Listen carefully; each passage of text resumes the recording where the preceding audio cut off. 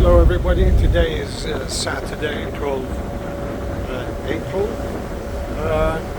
We just left the island of Marmari, which is the southern parts of Avia.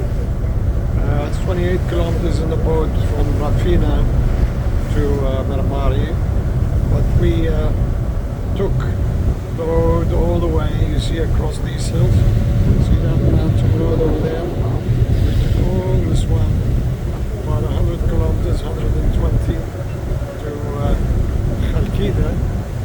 Khalkida is pretty much the bridge going crossing from the mainland to Avia.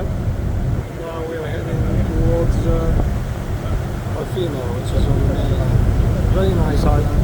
We had an excellent lunch here, fish, a nice red snapper, 1 kilo, a nice Greek salad, and we're heading back now to Athens.